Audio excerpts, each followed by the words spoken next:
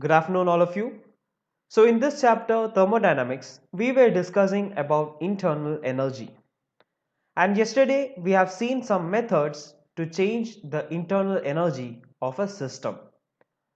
So, by the use of mechanical work or by using a mechanical pulley, we have changed the mechanical work of a system and thereby changed its kinetic energy and changed the internal energy. Then we have done one more experiment with electrical work inside the system. And in both the cases, we studied that the delta U or internal energy change was equal. So that's what we studied yesterday. And today we are going to try to change the internal energy of a system by use of heat or by transfer of heat.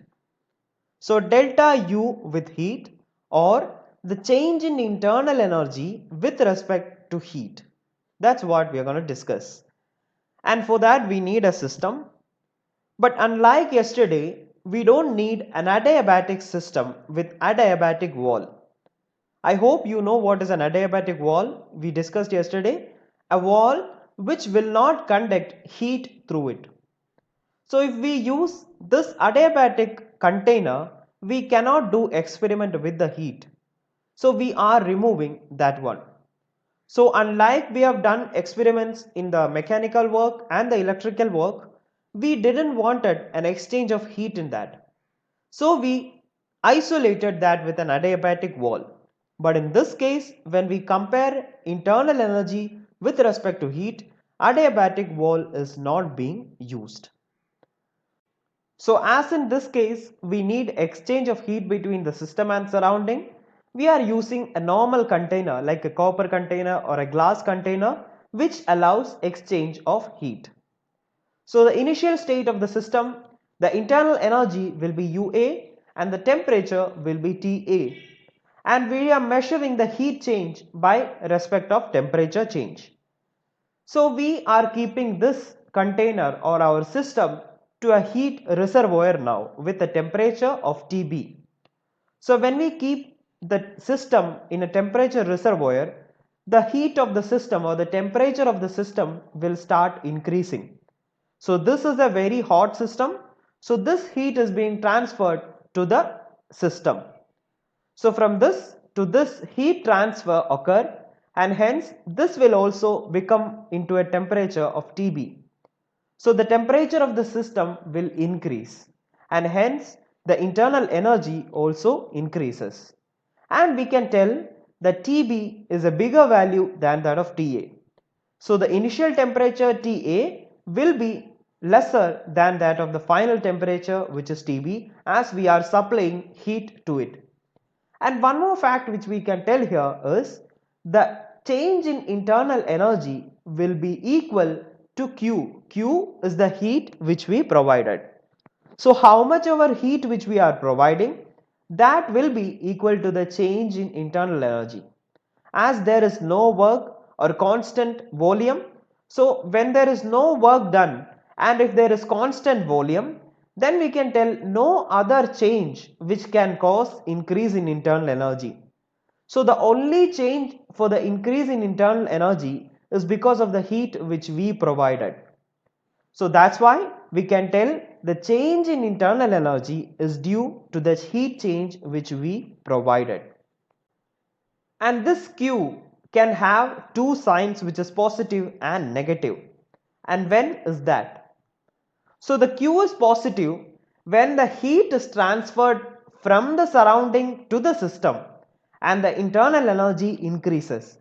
So if we keep a system and we are providing heat inside to the system we are providing heat, that means the system internal energy will increase, heat also will increase, then we can tell Q will become positive because Q is increasing, so that will become positive.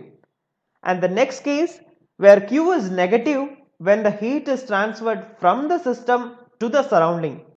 So for example, we are keeping the system at a higher temperature now and we are keeping it in the surrounding. So what happens is when the system is more hot, that will release heat energy to the surrounding and the system temperature will decrease. So in this case, Q will be negative as system is losing energy, so Q will be negative. So Q is positive when system gets heat, so Q remains positive and internal energy also increase. And when system loses heat, it will lose its internal energy and Q becomes negative. The system which we are mentioning here is somewhat similar to that of closed system which we studied. There is no exchange of matter, but there is exchange of heat energy as there is no isolation. So we tried to change the internal energy of a system by use of mechanical work, electrical work and transfer of heat. But in two methods, in the initial methods, we have a common factor which is work. And last method we applied heat. So one method was work, another method was applying heat. And now what we are going to see is we are going to apply both of this together to a system to observe the changes of its internal energy.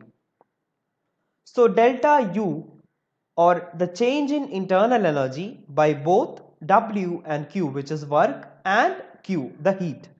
So we are going to apply both of them to a system.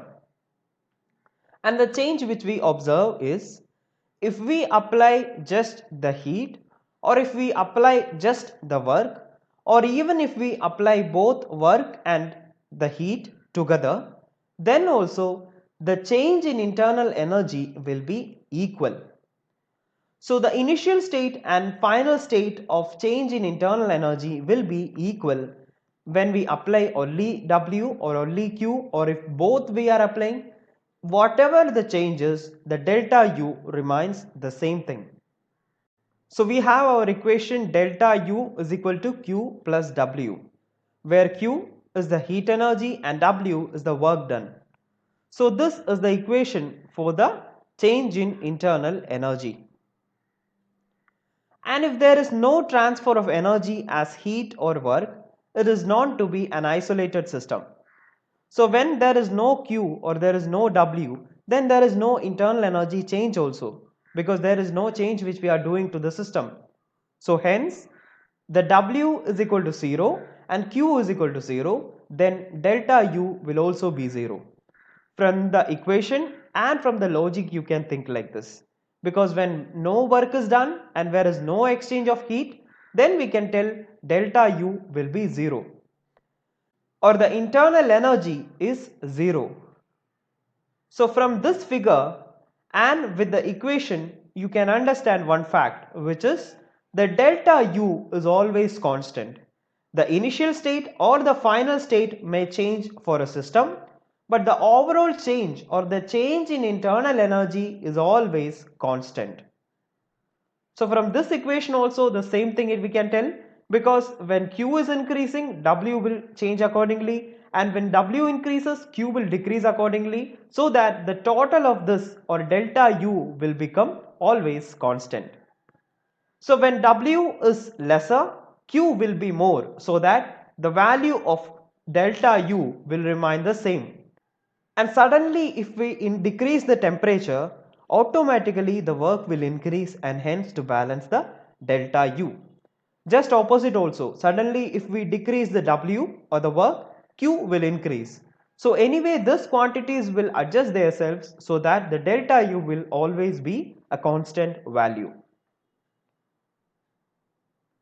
And one more factor is the U1 and U2 are not known to us. We just know about the delta U.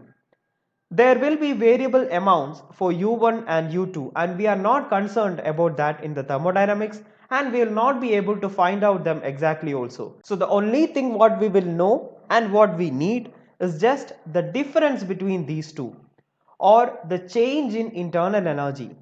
So as it is a state function, we are just concerned about the initial state and the final state, and we will get the difference between them. So delta U plus Q, delta U is equal to Q plus W, which is the mathematical statement for the first law of thermodynamics. So this equation which we derived earlier is actually the mathematical statement for the first law of thermodynamics. We have different laws for thermodynamics, but this tells us about the first law. So the statement of this equation is that the energy of an isolated system is always constant. So that's what we discussed already. A system might change its properties, but still the energy of the system or the internal energy of the system will remain always constant. So another statement of the same law which is given here, and which is a very common statement, that the energy can neither be created nor be destroyed. So all of the statements tell the same thing. Here they tell energy can neither be created nor be destroyed, or there is no energy change. There is no build up in the energy, or there is no lack in the energy. It is just by getting converted. Either it can increase in the Q, or it can decrease in the W, or it can increase. So whatever it is, the energy remains the constant, or the total energy remains the constant. So we can tell energy can neither be created nor be destroyed. It is just transferred from one state to another. It can be converted from Q to W or W to Q, but the total energy remains the same. Same thing is told here also, and even in the equation. So there we have our first law of thermodynamics. Now we will work out a question which is given in your textbook. So express the change in internal energy of a system when no heat is absorbed by the system from surrounding, but work is done on the system, and what type of wall does the system have. So that is the statement, and we need to find the internal energy equation. So work is done and no heat is absorbed by the system. So here you have to remember just this equation, delta U is equal to Q plus W. Delta U is the internal energy change for this. So hence they are telling no heat is absorbed even when work is done. So when no heat exchange is there, then we can tell there is no involvement of this term here. So we told totally this will remain constant. So when this becomes 0, this will be equal to that of delta U. Hence there is no involvement of Q. We can tell the wall is an adiabatic wall also, because there is no exchange of heat. So two answers we got. The type of wall is adiabatic because there is no exchange of heat, and the equation we have just the W term, not the Q term. And one more factor which we need to see is the sign of W. So work is done on the system. So we are doing work on the system. So hence W will be positive.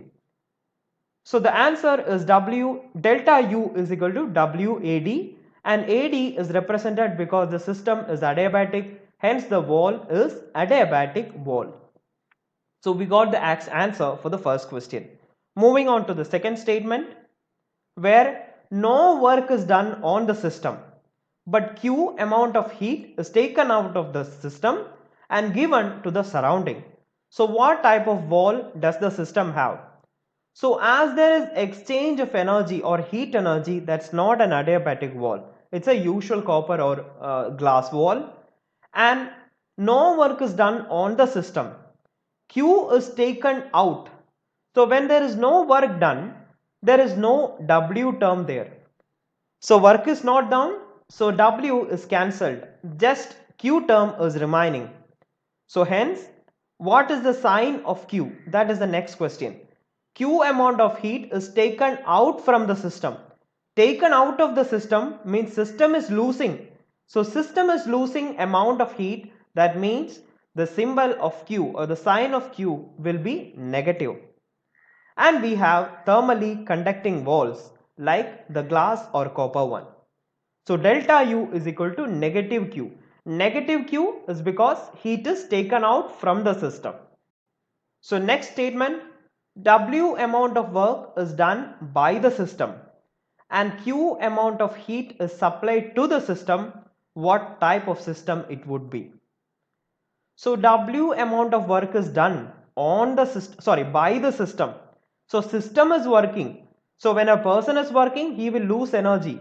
So hence the term of W is negative, and Q amount of heat is supplied to the system. To the system we are supplying heat, that means system is getting energy. So Q term is a positive one. So we tell Q term is positive and W term is negative. And now the question is, what type of system? So what is the type of system? So we have three types of systems, which are open system, closed system and isolated system. You have studied about it. So in open system, exchange of matter also is present. So it is not an open system as there is no exchange of matter. Whether it's a isolated system, no, because isolated system there is no exchange of energy also, but here energy exchange is possible. So hence we can tell it's not an isolated system or an open system. So finally there is exchange of energy but no exchange of matter. So hence we can conclude it's a closed system. And the equation will be, we have work is done by the system, so W will be negative and Q is supplied to the system, so hence Q will be positive. So the answer is delta U is equal to Q, positive Q minus W, and the system is the closed system. So with this we wind up our class today. Thank you.